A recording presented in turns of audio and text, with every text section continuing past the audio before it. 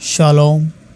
मसीह यीशु में आप सबों की सलामती हो, क्योंकि उसकी मामूरी में से हम सब ने पाया, यानी फ़ज़ल पर फ़ज़ल। क्योंकि फ़ज़ल और सच्चाई मसीह यीशु की मार्फत पहुंची और फ़ज़ल और सच्चाई के अधीन रुल्कुस की मदद से मुकाशफा की रूह से आज का जो विषय है, टॉपिक है, मुकाशफा है, यीशु मसीह परमेश्वर का मेमना। यीशु मसीहा लैम्ब ऑफ गॉड। यीशु मसीह परमेश्वर का मेमना की अवधारणा बाइबल में गहरी जड़ें रखती हैं। ये पुराने नियम यानी ओल्ड टेस्टामेंट के प्रतीकों और नए नियम न्यू टेस्टामेंट की पूर्ति को जोड़ती है। आइए इसे विस्तार से समझें। पुराना नियम ओल्ड टेस्टामेंट, मूसा की पहली 5 किताबें, तोरा, मेमने का प्रतीक पुराने नियम में मेमना बलिदान और पापों के प्रायश्चित का प्रतीक था। ये यीशु के आने की नींव तैयार करता है, यानी निशान है, नबूवत है।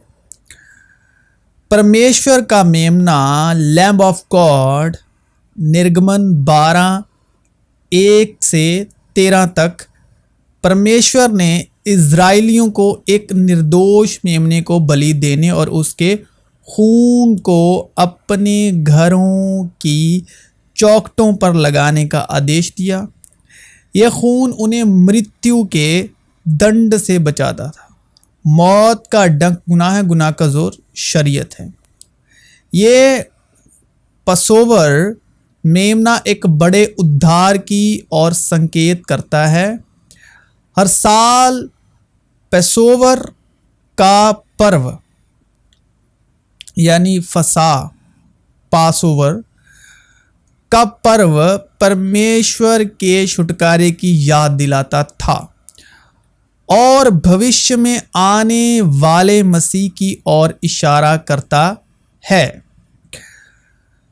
बलिदान प्रणाली लैव व्यवस्था 4 मूसा की व्यवस्था में पापों के प्रायश्चित के लिए मेमने की बलि दी जाती थी।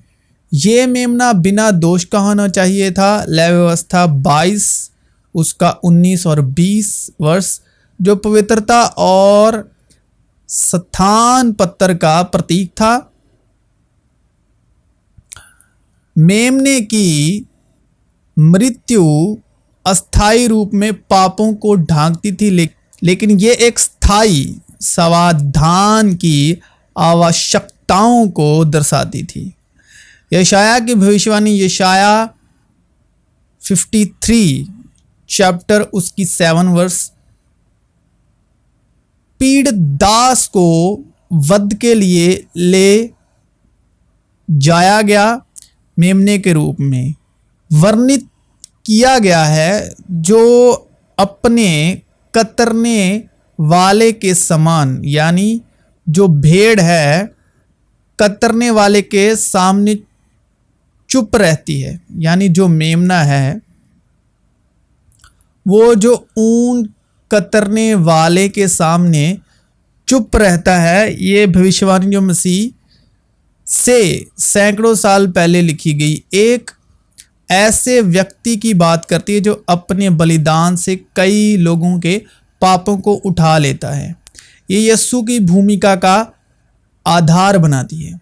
नया नियम यीशु के रूप में मेमना, नया नियम यीशु मसीह को स्पष्ट रूप से परमेश्वर का मेमना कहता है, जो पुराने नियम के प्रतीकों को पूरा करता और उनसे आगे बढ़ता है। यहाँ इसका विस्तार है।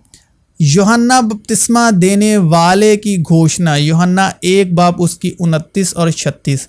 जब यूहन्ना ने यीशु को देखा तो उसने कहा, देखो परमेश्वर का मेमना, लैम्ब ऑफ गॉड, जो संसार के पाप को उठा ले जाता है। ये एक निर्णायक क्षण था। यूहन्ना ने यीशु को पासोवर यानी फसा का मेमना और बलिदान प्रणाली से जोड़ा, लेकिन एक अंतर के साथ यीशु का बलिदान सार्वभौमिक है, संसार के पाप और अंतिम है, अस्थाई नहीं, उठा लेता है। ग्रीक एरोन का अर्थ है पाप को सिर्फ ढकना नहीं बल्कि पूरी तरह हटा देना। क्रूस पर बलिदान फसा की पूर्ति, यानी क्योंकि मसीह हमारा फसा का मेमना है जो बलि किया गया है। यीशु की मृत्यु फसा के दौरान होती है। यूहन्ना 19 उसकी 14 आयत, जब मेमने की बलि दी जा रही थी उसका खून फसा के मेमने की तरह विश्वासियों को मृत्यु से बचाता है, न केवल शारीरिक बल्कि परमेश्वर के क्रोध के तहत आत्मिक मृत्यु से। ये समय सहयोग नहीं बल्कि परमेश्वर की योजना है। परमेश्वर यीशु को बिना दाग या कलंक का मेमना कहता है, जो पुराने नियम की निर्दोष बलि की मांग को पूरा करता है। उस इब्रानियों 4 बाब उसकी 15 आयत उसे अंतिम स्थानापन्न बनाता है जो मानवता के पापों को उठाता है। दूसरा ग्रंथियों 5 बाब 21 आयत, प्रकाशित वाक्य विजयी मेमना। यूहन्ना के दर्शन में मुकाशफा में यीशु एक मेमने के रूप में खड़ा है, वध किया गया मेमना, बर्रा, लैम्ब ऑफ गॉड, और सिंहासन पर राज्य करता है। यह सबसे गहरी परत है। वह केवल शिकार नहीं बल्कि विजय राजा है। मेमना परमेश्वर के समान आराधना प्राप्त करता है और उसके खून ने हर एक जाति से लोगों को परमेश्वर के लिए छुड़ाया और खरीदा। वह अनंत काल तक चरवाहा और प्रकाश बना रहता है। यीशु को परमेश्वर का मेमना केवल एक उपाधि नहीं, ये परमेश्वर की उद्धार योजना का केंद्र है। पुराने नियम के बलिदानों को पूरा करता है, पापों के लिए एक बार और हमेशा के लिए प्रायश्चित करता है। उसका बलिदान स्वइच्छित था, उसका खून शुद्ध करता है और उसकी विजय अनंत है। यहाँ तक कि उसकी मृत्यु में वह जीवन देता है और उसकी कमजोरी में वह शक्ति दिखाता है। बाइबल सिखाती है कि परमेश्वर पूरी तरह से पवित्र और न्यायी है। उसकी पवित्रता के कारण वह पाप को बर्दाश्त नहीं कर सकता। तेरी आंखें ऐसी शुद्ध हैं कि तू बुराई को नहीं देख सकता। कहता है पाप की मजदूरी मौत है। रोमियो 6 बाब उसकी 23 आयत। पाप की मजदूरी मौत है, उसका मतलब है कि हर इंसान जो पापी है, रोमियो 3 बाब 23, परमेश्वर के न्याय के अधीन है।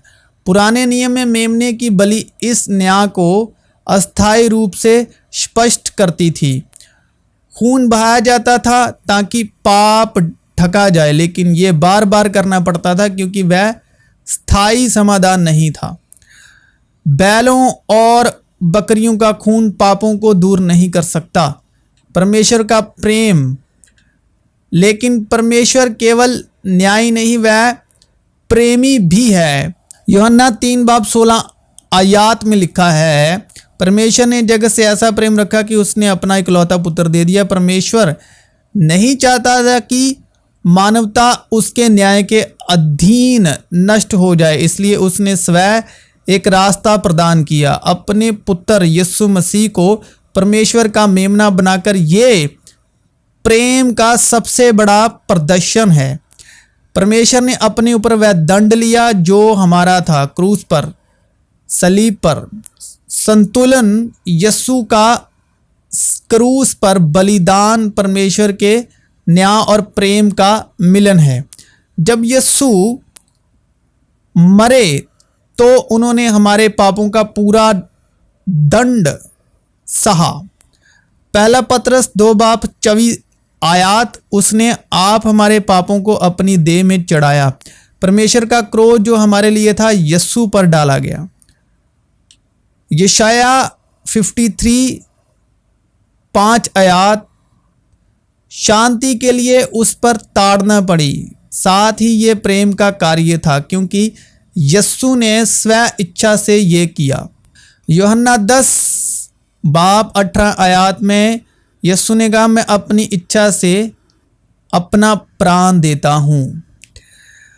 रोमियो 3 बाब 25 से 26 आयत में लिखा है कि यस्सु का खून परमेश्वर के न्याय को संतुष्ट करता है और साथ ही हमें उसका प्रेम दिखाता है। यस्सु परमेश्वर का मेमना इसलिए है क्योंकि वह परमेश्वर द्वारा प्रदान किया गया है। उत्पत्ति 22 बाब 8 आयत में अब्राहम की बात याद करें। परमेश्वर स्वयं होम बलि के लिए मेमना देगा। वह सिर्फ एक मेमना नहीं बल्कि परमेश्वर पुत्र थे जिसका खून अनंत मूल्य रखता है। इब्रानियों 9:12, वह अपने ही खून के द्वारा एक ही बार में पवित्र स्थान में गया और अनंत छुटकारा प्राप्त किया, इसलिए उनका बलिदान एक बार और हमेशा के लिए प्राप्त है क्योंकि और बलि की जरूरत नहीं। इब्रानियों 10:14, गहरा प्रभाव इसका मतलब है कि यस्सु के बलिदान ने न केवल पाप को हटाया बल्कि परमेश्वर और मनुष्य के बीच की दूरी को, फासले को मिटा दिया, खत्म कर दिया। प्रकाशित वाक्य 5:12 में स्वर्ग यीशु की प्रशंसा करता है। वध किया हुआ मेमना ही शक्ति, धन, बुद्धि, समर्थ, आदर, महिमा और धन्यवाद का पात्र है। वह मेमना है जो मरकर जी उठा और इसलिए वह हमें अनंत जीवन दे सकता है। प्रकाशित वाक्य 1:18।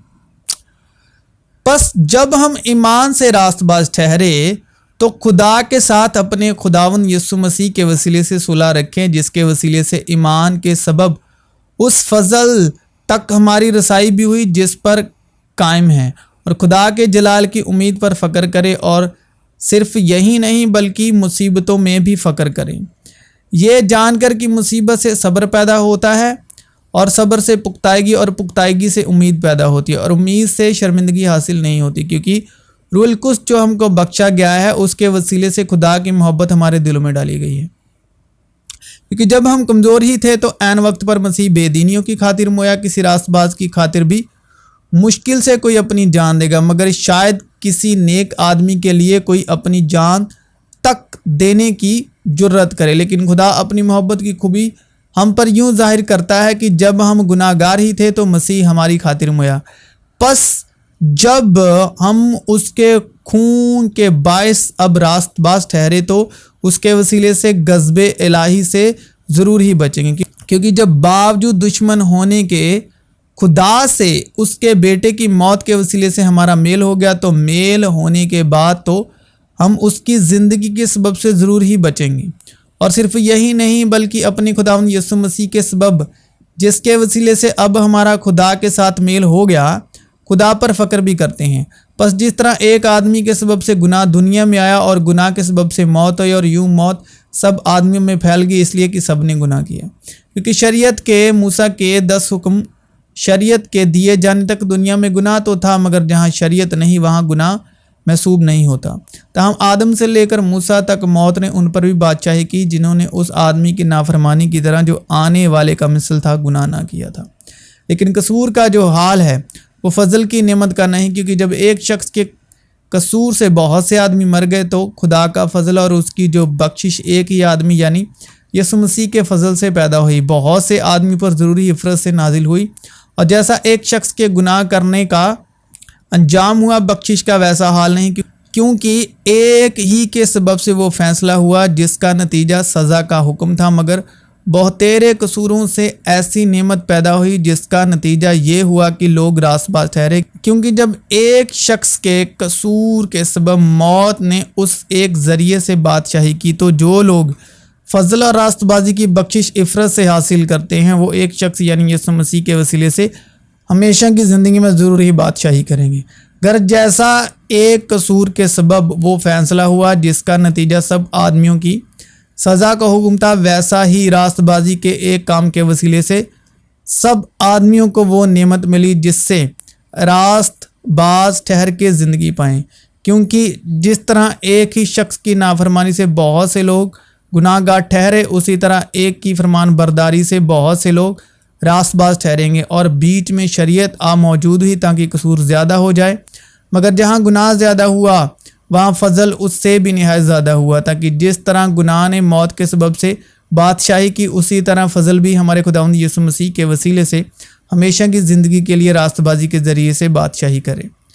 और मैंने उस तख्त और चारों जानदारों और उन बुजुर्गों के बीच में गोया ज़बा किया हुआ एक बर्रा मेमना लैम्ब ऑफ गॉड खड़ा देखा। उसके 7 सींग और 7 आंखें थी। ये खुदा की 7 रूहें हैं जो तमाम रोए ज़मीन पर भेजी गई हैं।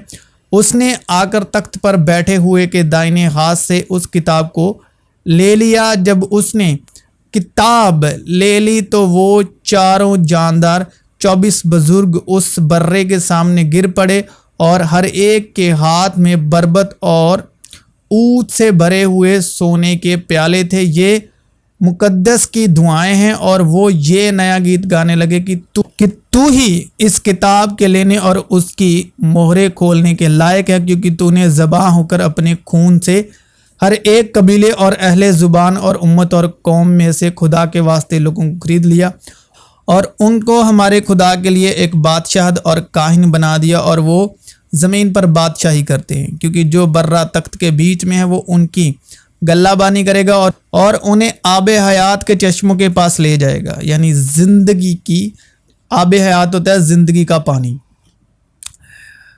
आबे हयात के चश्मों के पास ले जाएगा और खुदा उनकी आंखों के सब आंसू पोंछ देगा।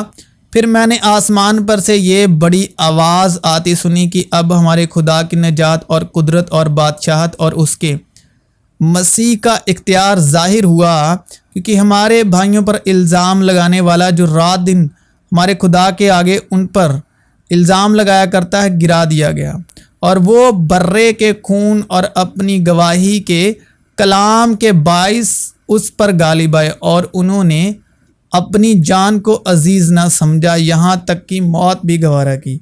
और वो बुलंद आवाज़ से कहते थे कि ज़बा किया हुआ बर्रा ही कुदरत और दौलत और हिकमत और ताकत और इज़्ज़त और तमजीद और हम्द के लायक है। फिर मैंने आसमान और ज़मीन के नीचे की और समुंदर की सब मखलूक़ात को, यानी सारी चीज़ों को जो उनमें हैं, ये कहते सुना कि जो तख्त पर बैठा है उसकी और बर्रे की हम्द और इज़्ज़त और तमजीद और सल्तनत अब्दुल आबाद रहे।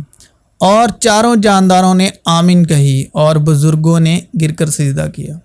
और ज़मीन के वो सब रहने वाले जिनके नाम उस बर्रे की किताब हयात ज़िंदगी की जो किताब है में लिखे नहीं गए, जो बीनाए आलम के वक्त से ज़बा हुआ है। और मैंने उसमें कोई मकदिस ना देखा, इसलिए कि खुदा कादर मुतलक और बर्रा उसका मकदिस है। फिर मैंने निगाह की तो क्या देखता हूँ कि वो बर्रा सियोन के पहाड़ पर खड़ा है और उसके साथ 1,44,000 शख्स हैं जिनके माथे पर उसका और उसके बाप का नाम लिखा हुआ है। और बुजुर्गों में से एक ने मुझसे कहा कि ये सफ़ेद जामे पहने हुए कौन है और कहाँ से आए हैं। मैंने उससे कहा कि ऐ मेरे खुदावंद तू ही जानता है।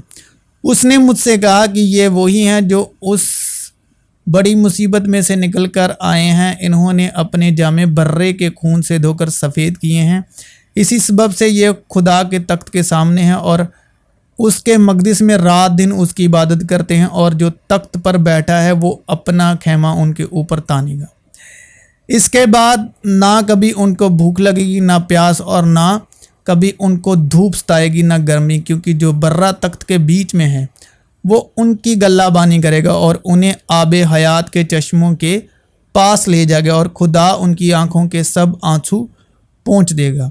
इन बातों के बाद जो मैंने निगाह की तो क्या देखता हूँ कि हर एक कौम और कबीले और उम्मत और अहले ज़बान की एक ऐसी बड़ी भीड़ जिसे कोई शुमार नहीं कर सकता, सफ़ेद जामे पहने और खजूर की ढालियाँ अपने हाथों में लिए हुए तख्त और बर्रे के आगे खड़ी हैं और बड़ी आवाज़ से चिल्ला चिल्ला कर कहती है कि निजात हमारे खुदा की तरफ से है जो तख्त पर बैठा है और बर्रे की तरफ से। वो बर्रे से लड़ेंगे और बर्रा उन पर गालिब आएगा क्योंकि वो खुदावंदों का खुदा और बादशाहों का बादशाह है और जो बुलाए हुए और बरगुज़ीदा और वफादार उसके साथ हैं वो भी गालिब आएंगे।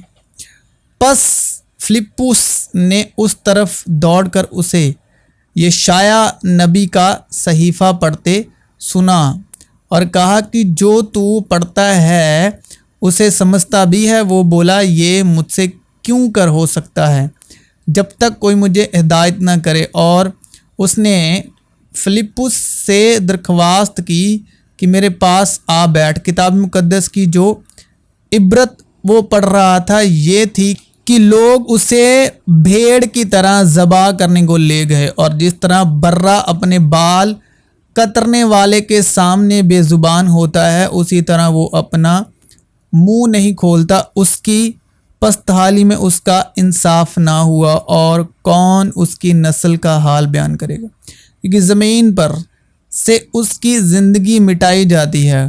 खोजे ने फिलिप्पुस से कहा, मैं तेरी मिन्नत करके पूछता हूँ कि नबी ये किसके हक में कहता है, अपने या किसी दूसरे के। फिलिप्पुस ने अपनी ज़ुबान खोलकर उसी नविश्ते से शुरू किया और उसे यस्सु की खुशखबरी दी। वो सताया गया तो भी उसने बर्दाश्त की और मुंह न खोला, जिस तरह बर्रा जिसे ज़बा करने को ले जाते हैं और जिस तरह भीड़ अपने बाल कतरने वालों के सामने बेजुबान है उसी तरह वो खामोश रहा। वो जुल्म करके और फतवा लगाकर उसे ले गए, पर उसके ज़माने के लोगों में से किसने ख्याल किया कि वो जिंदों की ज़मीन से काट डाला गया। मेरे लोगों की खताओं के सबब से उस पर मार पड़ी। उसकी कब्र भी शरीरों के दरमियान ठहराई गई और वो अपनी मौत में दौलतमंदों के साथ हुआ, हालांकि उसने किसी तरह का जुल्म ना किया और उसके मुंह में हरगिज़ छल ना था। लेकिन खुदावंद को पसंद आया कि उसे कुचले। उसने उसे गमगीन किया। जब उसकी जान गुनाह की कुर्बानी के लिए गुजरानी जाएगी तो वो अपनी नस्ल को देखेगा। उसकी उम्र दराज होगी और खुदा की मर्जी उसके हाथ के वसीले से पूरी होगी। अपनी जान ही का दुख उठाकर वो उसे देखेगा और शेर होगा। अपने ही इरफान से मेरा सादिक खादिम बहुतों को रास्तबाज ठहराएगा, क्योंकि वो उनकी बदकिरदारी खुद उठा लेगा। इसलिए मैं उसे बुजुर्गों के साथ हिस्सा दूंगा और वो लूट का माल जोरावरों के साथ बांट लेगा, क्योंकि उसने अपनी जान मौत के लिए उंडेल दी और वो खताकारों के साथ शुमार किया गया। तो भी उसने बहुतों के गुनाह उठा लिए और खताकारों की शफात की। दूसरे दिन उसने यस्सु को अपनी तरफ आते देखकर कहा, देखो ये खुदा का बर्रा है जो दुनिया का गुनाह उठा ले जाता है। दूसरे दिन फिर यूहन्ना और उसके शागिर्दों में से दो शख्स खड़े थे। उसने यस्सु पर जो जा रहा था निगाह करके कहा, देखो ये खुदा का बर्रा है, लैम्ब ऑफ गॉड है, परमेश्वर का मेमना है। क्योंकि तुम जानते हो कि तुम्हारा निकम्मा चाल चलन जो बाप दादा से चला आता था उससे तुम्हारी खलासी फ़ानी चीज़ों यानी सोने चांदी के ज़रिए से नहीं हुई, बल्कि एक बेऐब और बेदाग बर्रे यानी मसीह के बेशकीमती खून से। उसका इल्म तो बिना आलम के पेशतर से था, मगर ज़हूर आखिर ज़माने में तुम्हारी खातिर हुआ कि उसके वसीले से खुदा पर ईमान लाए हो, जिसने उसको मुर्दों में से जिलाया और जलाल बख्शा, ताकि तुम्हारा ईमान और उम्मीद खुदा पर हो। इन बातों के बाद यूं हुआ कि खुदा ने अब्राहम को आजमाया और उसे कहा, ए अब्राहम।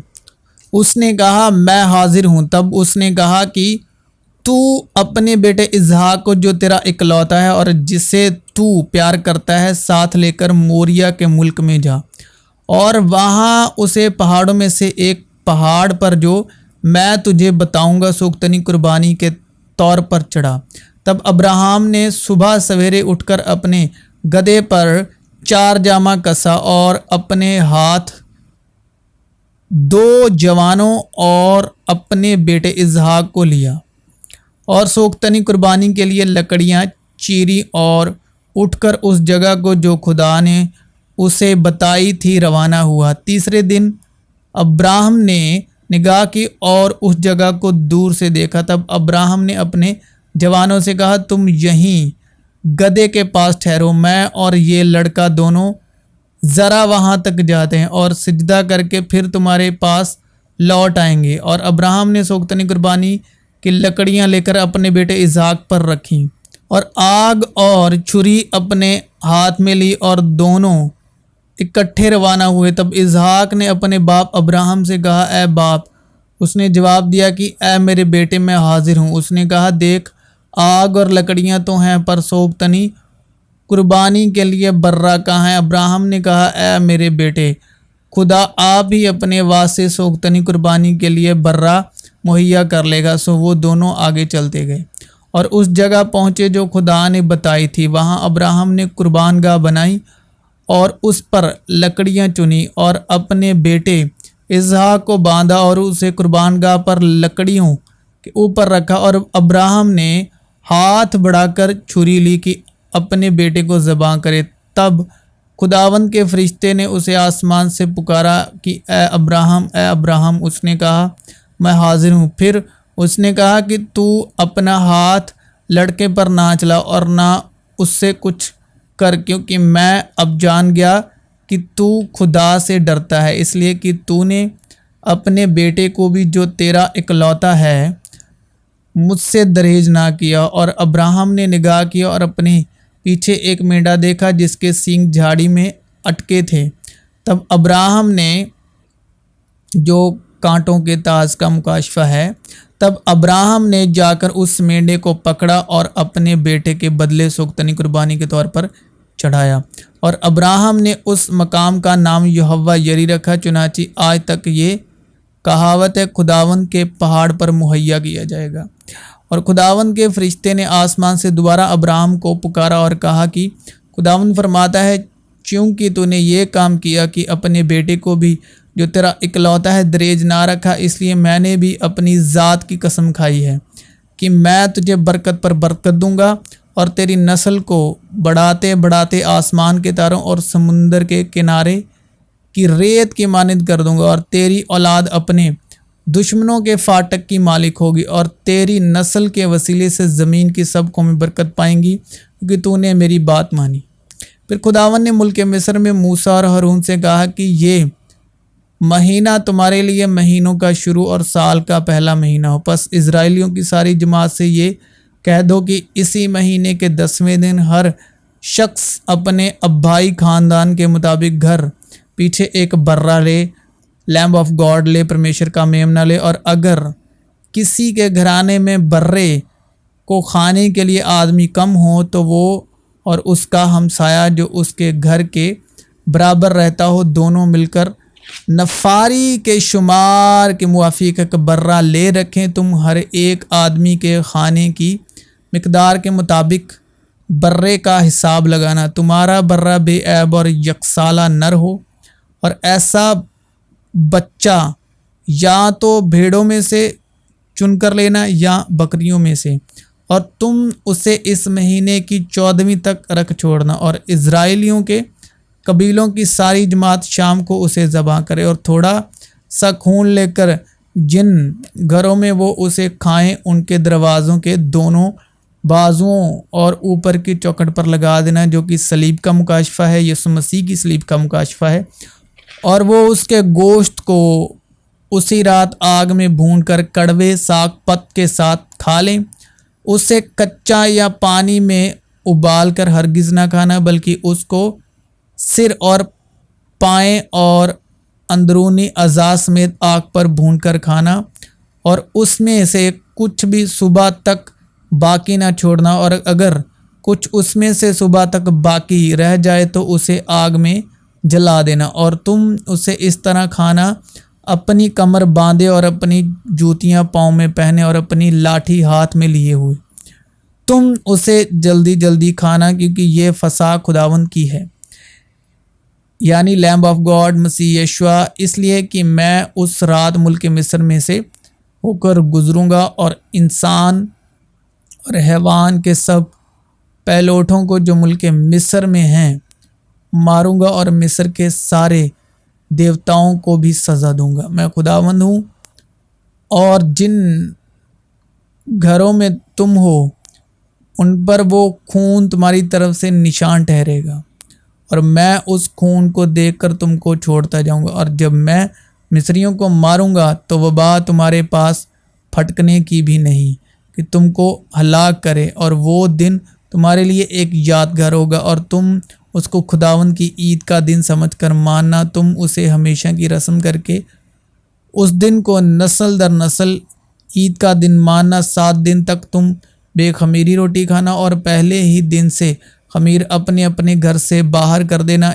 इसलिए कि जो कोई पहले दिन से 7वें दिन तक खमीरी रोटी खाए वो शख्स इज़राइल में से काट डाला जाएगा। और पहले दिन तुम्हारा मुकद्दस मजमा हो और 7वें दिन भी मुकद्दस मजमा हो। उन दोनों दिनों में कोई काम ना किया जाए सिवा उस खाने के जिसे हर एक आदमी खाए, फ़कत यही किया जाए।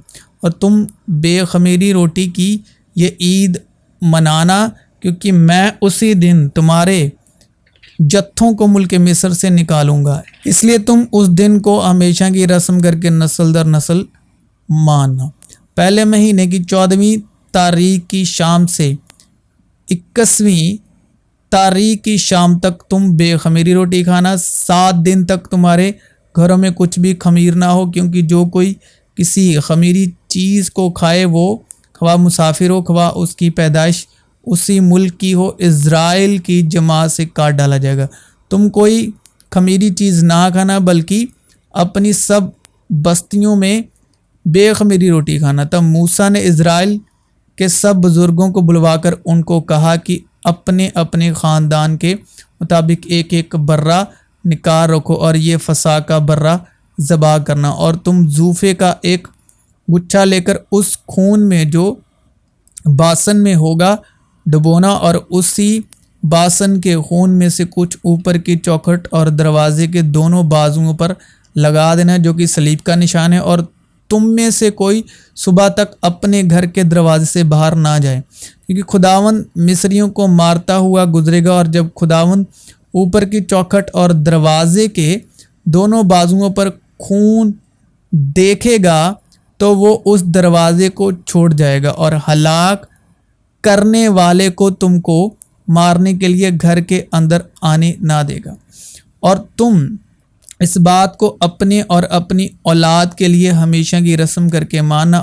और जब तुम उस मुल्क में जो खुदावंद तुमको अपने वादे के मुआफिक देगा दाखिल हो जाओ तो इस इबादत को बराबर जारी रखना। और जब तुम्हारी औलाद तुमसे पूछे इस इबादत से तुम्हारा मकसद क्या है, तो तुम ये कहना कि ये खुदावंद की फसा की कुर्बानी जो मिस्र में मिस्रियों को मारते वक्त बनी इसराइल के घरों को छोड़ गया और यूं हमारे घरों को बचा लिया। तब लोगों ने सिर झुकाकर सजदा किया और बनी इज़राइल ने जाकर जैसा खुदावंद ने मूसा और हारून को फरमाया था वैसा ही किया। तो ये सलीबी पैगाम है, यानी जो सलीब का पैगाम और उसकी मनादी। मिस्र जो है वो जिस्मानी ख्वाहिशों को दर्शाता है, गुनाह आलूदा ज़िंदगी को दर्शाता है, और सलीब का पैगाम हमें गुनाह आलूदा ज़िंदगी से बचाता है। यानी गुनाह जो है, गुनाह की मजदूरी मौत है, तो उस जो गुनाह की मजदूरी मौत है उससे छुड़ाता है सलीबी पैगाम। सलीब की मनादी जो गुनाह आलूदा ज़िंदगी है और गुनाह की मजदूरी मौत है, उससे बचाती है सलीबी जो गवाही है, जो सलीबी पैगाम है। और पहले महीने की 14वीं तारीख को उन लोगों ने जो आसीरी से आए थे ईद फसा मनाई, क्योंकि काहिनों और लावियों ने यकतन होकर अपने आप को पाक किया था। वो सब के सब पाक थे और उन्होंने उन सब लोगों के लिए जो आसीरी से आए थे और अपने भाई काहिनों के लिए और अपने वास्ते फसा को ज़बा किया, जो यीशु मसीह की तमसील है, मुकाशफा है। और बनी इज़राइल ने जो आसीरी से लौटे थे और उन सबों ने जो खुदावंद इज़राइल के खुदा के तालिब होने के लिए उस सरजमीन की अजनबी कौमों की नजास्तों से अलग हो गए थे, फसा खाया और खुशी के साथ 7 दिन तक फतीरी रोटी की ईद मनाई, क्योंकि खुदावन ने उनको शादमान किया था और शाह असूर के दिल को उनकी तरफ माइल किया था, ताकि वो खुदा यानी इज़राइल के खुदा के मस्कन के बनाने में उनकी मदद करें। पुराना खमीर निकाल कर अपने आप को पाक कर लो, ताकि ताज़ा गुंदा हुआ आटा बन जाओ, चुनांचे तुम बेखमीर हो, क्योंकि हमारा भी फसा यानी मसीह कुर्बान हुआ। बस आओ हम ईद करें, ना पुराने खमीर से और ना बदी और शरारत के खमीर से, बल्कि साफ दिली और सच्चाई की बेखमीर रोटी से। ज़िंदगी की रोटी कौन है? यस्सू है। तो मसीह का खून जिसने अपने आप को अज़ली रूह के वसीले खुदा के सामने बेऐब कुर्बान कर दिया, तुम्हारे दिलों को मुर्दा कामों से क्यों ना पाक करेगा, ताकि ज़िंदा खुदा की इबादत करें। और इसी सबब से वो नए अहद का दरमियानी है, ताकि उस मौत के वसीले से जो पहले अहद के वक्त के कसूरों की मुआफ़ी के लिए हुई है, बुलाए हुए लोग वादे के बामुजिब अब्दी मिरास को हासिल करे। अगर वो बर्रा चढ़ाता हो तो उससे खुदावंद के हजूर चढ़ाए और अपना हाथ अपने चरवाहे के जानवर के सर पर रखे और उसे खैमे इज्तिमा के सामने ज़बा करे, और हारून के बेटे उसके खून को मज़बा पर गिरदा गिर्द छिड़कें, और वो सलामती के ज़बीहे में यानी सलामती की कुर्बानी और वो सलामती के ज़बीहे में से खुदावंद के लिए अत्ताशिन कुर्बानी गुजराने, यानी उसकी पूरी चर्बी भारी दम को वो रीढ़ के पास से अलग करे, और जिस चर्बी से अंतड़ियाँ ढकी रहती हैं और वो सारी चर्बी जो अंतड़ियों पर लिपटी रहती हैं, और दोनों गुर्दे और उनके ऊपर की चर्बी जो कमर के पास रहती है, और जिगर पर की झिल्ली गुर्दों समेत इन सबों को वो अलग करे और काहिन इन्हें मज़बा पर जलाए। ये उस अत्ताशिन कुर्बानी की गिज़ा है जो खुदावंद को गुजरानी जाती है। और अगर उसका चरवाहा सलामती का ज़बीहा हो और वो गाय बैल में से किसी को चढ़ाए, तो खवा वो नर हो या मादा, पर जो बेऐब हो उसी को वो खुदावंद के हजूर चढ़ाए, और वो अपना हाथ अपने चरवाहे के जानवर के सिर पर रखे और खैमा इज्तिमा के दरवाजे पर उसे ज़बा करे, और हारून के बेटे जो काहिन हैं उसके खून को मज़बा पर गिरदा गिर्द छिड़कें, और वो सलामती के ज़बीहे में से खुदावंद के लिए अत्ताशिन कुर्बानी गुजराने, यानी जिस चर्बी से अंतड़ियाँ ढकी रहती हैं और वो सारी चर्बी जो अंतड़ियों पर लिपटी रहती है, और दोनों गुर्दे और उनके ऊपर की चर्बी जो कमर के पास रहती है, और जिगर पर की झिल्ली गुर्दों समेत इन सबों को वो जुदा करे, और हारून के बेटे उन्हें मज़बा पर सोख्तनी कुर्बानी के ऊपर जलाएं, जो उन लकड़ियों पर होगी जो आग के ऊपर हैं। यह खुदावंद के लिए राहत अंगेज़ खुशबू की अत्ताशिन कुर्बानी है। हमारी सलामती के लिए उस पर सियासत हुई, यानी सलामती की जो कुर्बानी है, हमारी ही सलामती के लिए उस पर सियासत हुई। तो सियासत का होना ही सलामती की कुर्बानी यानी अत्ताशिन की कुर्बानी का मुकाशफा है। बस अजीज़ फर्जंदों की तरह खुदा की मानिंद बनो और मोहब्बत से चलो, जैसे मसीह ने तुमसे मोहब्बत की और हमारे वास्ते अपने आप को खुशबू की मानिंद खुदा की नज़र करके कुर्बान किया। क्योंकि जिस्म की जान खून में है और मैंने मज़बा पर तुम्हारी जानों के कफ़ारे के लिए उसे तुमको दिया है कि उससे तुम्हारी जानों के लिए कफ़ारा हो, क्योंकि जान रखने ही के सबब से खून कफ़ारा देता है। और हारून साल में एक बार उसके सींगों पर कफ़ारा दे तुम्हारी पुश्त दर पुश्त। साल में एक बार इस खता की कुर्बानी के खून से जो कफ़ारे के लिए हो उसके वास्ते कफ़ारा दिया जाए, ये खुदावंद के लिए सबसे ज़्यादा पाक है। मगर अब मूसा की व्यवस्था शरीयत के बगैर खुदा की एक रास्तबाजी ज़ाहिर हुई है, जिसकी गवाही शरीयत और नबियों से होती है। यानी खुदा की वो रास्तबाजी जो यीशु मसीह पर ईमान लाने से सब ईमान लाने वाले को हासिल होती है, क्योंकि कुछ फ़र्क नहीं, इसलिए कि सब ने गुनाह किया और खुदा के जलाल से महरूम है। मगर क्योंकि फ़ज़ल और सच्चाई मसीह यशुआ की मार्फत पहुँचे और उसकी मामूरी में से हम सब ने पाए, यानी फ़ज़ल पर फ़ज़ल। मगर उसके फ़ज़ल के सबब उस मखलसी के वसीले से जो मसीह यस्सू में है मुफ्त रास्तबाज ठहराए जाते हैं। उसे खुदा ने उसके खून के बायस एक ऐसा कफ़ारा ठहराया जो ईमान लाने से फ़ायदा मंद होता, ताकि जो गुनाह पेशतर हो चुके थे और जिनसे खुदा ने तहम्मुल करके तरा दी थी उनके बारे में वो अपनी रास्तबाजी जाहिर करे। ऐ मेरे बच्चों, ये बातें मैं तुम्हें इसलिए लिखता हूँ कि तुम गुनाह ना करो, और अगर कोई गुनाह करे तो बाप के पास हमारा एक मददगार मौजूद है, यानी यीशु मसीह रास्तबाज, और वो ही हमारे गुनाहों का कफ़ारा है, और ना सिर्फ हमारे ही गुनाहों का बल्कि तमाम दुनिया के गुनाहों का भी।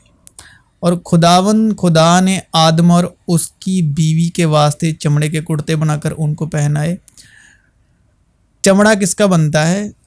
जानदार का। और वो जानदार कौन है? खुदा का बर्रा, लैम्ब ऑफ गॉड। खुदा का बर्रा कौन है? खुदा का बर्रा है यीशु मसीह। और आदम से उसने कहा, क्योंकि तूने अपनी बीवी की बात मानी और उस दरख्त का फल खाया जिसकी बाबत मैंने तुझे हुक्म दिया था कि उसे ना खाना, इसलिए ज़मीन तेरे सबब से लानती हुई। मुशक्क़त के साथ तू अपनी उम्र भर उसकी पैदावार खाएगा, और वो तेरे लिए कांटे और ऊंट कुटारे उगाएगी, और तू खेत की सब्ज़ी खाएगा, और तू अपने मुंह के पसीने की रोटी खाएगा, जब तक कि ज़मीन में तू फिर लौट ना जाए, इसलिए कि तू उससे निकाला गया है, क्योंकि तू खाक है और खाक में फिर लौट जाएगा।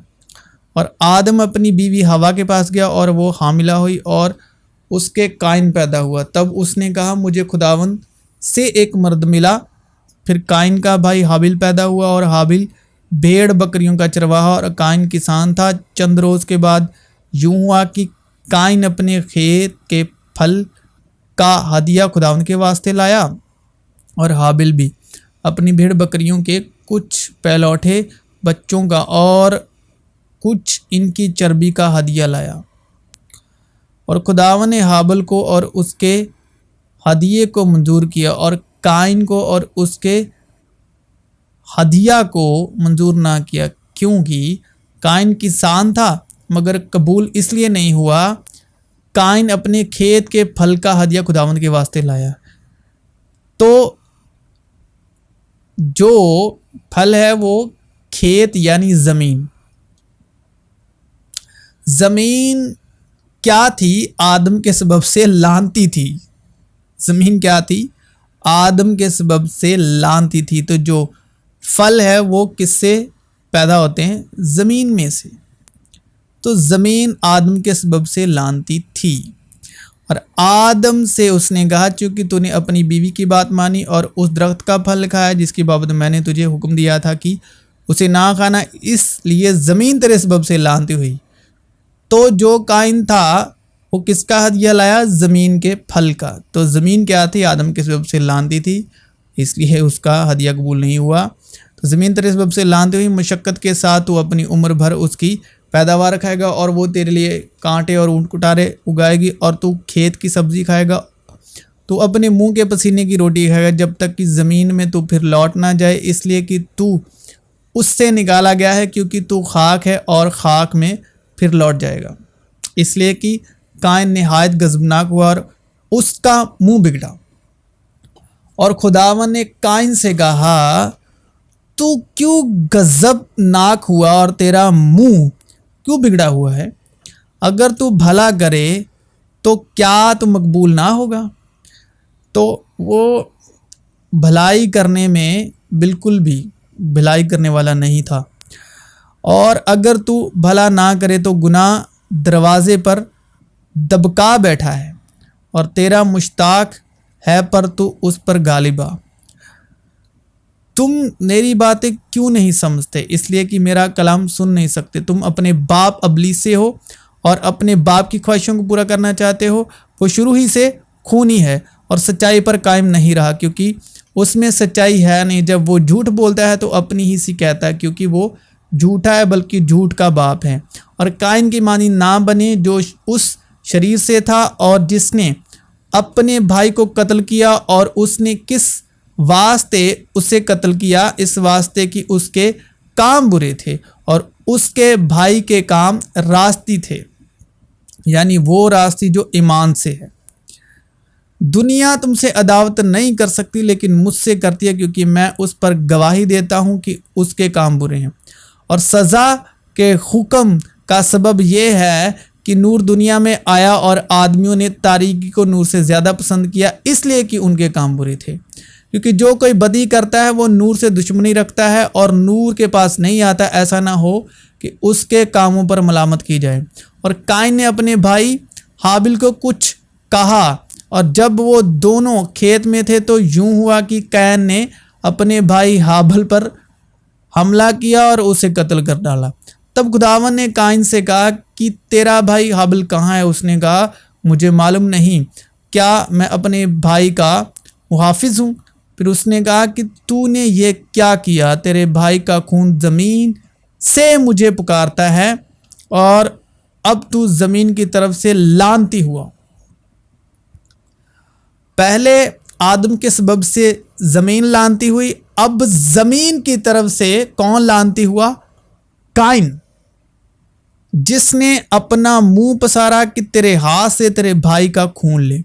जब तू ज़मीन को जोतेगा तो वो अब तुझे अपनी पैदावार ना देगी और ज़मीन पर तू खाना खराब और आवारा होगा। तब काइन ने खुदावन से कहा कि मेरी सज़ा बर्दाश्त से बाहर है। देख, आज तूने मुझे रोए ज़मीन से निकाल दिया है। और रोए ज़मीन का मतलब होता है अनुग्रह की भूमि। अनुग्रह की भूमि, रोए ज़मीन यानी अनुग्रह की भूमि। तो फजल की ज़मीन से निकाल दिया है और मैं तेरे हजूर से रूपोश हो जाऊंगा और ज़मीन पर खाना खराब और आवारा रहूंगा। और ऐसा होगा कि जो कोई मुझे पाएगा कत्ल कर डालेगा। तब खुदावन ने उससे कहा, नहीं, बल्कि जो काइन को कत्ल करे उससे 7 गुना बदला लिया जाएगा। और खुदावन ने काइन के लिए एक निशान ठहराया कि कोई उसे पाकर मार न डाले। ईमान ही से हाबिल ने काइन से अफजल कुर्बानी खुदा के लिए गुजरानी और उसी के सबब उसके रासबाज होने की गवाही दी गई, क्योंकि खुदा ने उसकी नज़रों की बाबत गवाही दी। और अगरचे वो मर गया है तो हम उसके वसीले से अब तक कलाम करता है, इस वास्ते कि उसमें खुदा की रास्तबाजी ईमान से और ईमान के लिए जाहिर होती है। जैसा लिखा है कि रास्तबाज ईमान से जीता रहेगा और बगैर ईमान के उसको पसंद आना नामुमकिन है। इसलिए कि खुदा के पास आने वाले को ईमान लाना चाहिए कि वो मौजूद है और अपने तालिबों को बतला देता है। क्योंकि मैं अंजील से शर्माता नहीं, इसलिए कि वो हर एक ईमान लाने वाले के वास्ते, पहले यहूदी और यूनानी के वास्ते निजात के लिए खुदा की कुदरत है। क्योंकि एक ही खुदा है जो मख्तूनों को भी ईमान से और नामख्तूनों को भी ईमान ही के वसीले से रासबाज ठहराएगा। जो उस पर ईमान लाता है उस पर सज़ा का हुक्म नहीं होता, जो उस पर ईमान नहीं लाता उस पर सज़ा का हुक्म हो चुका, इसलिए कि वो खुदा के इकलौते बेटे के नाम पर ईमान नहीं लाया। ऐ रयाकार फ़कीहो और फरीसियों, तुम पर अफसोस है कि नबियों की कब्रें बनाते और रास्तबाजों के मकबरे आरास्ता करते हो और कहते हो कि अगर हम अपने बाप दादा के ज़माने में होते तो नबियों के खून में उनके शरीक ना होते। इस तरह तुम अपनी निस्बत गवाही देते हो कि हम नबियों के कातिलों के फर्जंद हैं, ताकि सब रास्तबाजों का खून जो ज़मीन पर बहाया गया तुम पर आए। रास्तबाज हाबिल के खून से लेकर ब्रिकिया के बेटे जकरिया के खून तक, जिससे तुमने मकदिस और कुर्बानगाह के दरमियान कत्ल किया, मैं तुमसे सच कहता हूँ कि ये सब कुछ इस ज़माने के लोगों पर आएगा। ए यरूशलेम, तू जो नबियों को कत्ल करती है और जो तेरे पास भेजे गए उन्हें संसार करती है। कितनी ही बार मैंने चाहा कि जिस तरह मुर्गी अपने बच्चों को परों तले जमा कर लेती है, उसी तरह मैं भी तेरे लड़कों को जमा कर लूं, मगर तुमने ना चाहा। देखो, तुम्हारा घर तुम्हारे लिए वीरान छोड़ा जाता है, क्योंकि मैं तुमसे कहता हूं कि अब से मुझे फिर हरगिज़ ना देखोगे, जब तक ना कहोगे कि मुबारक है वो जो खुदावंद के नाम पर आता है।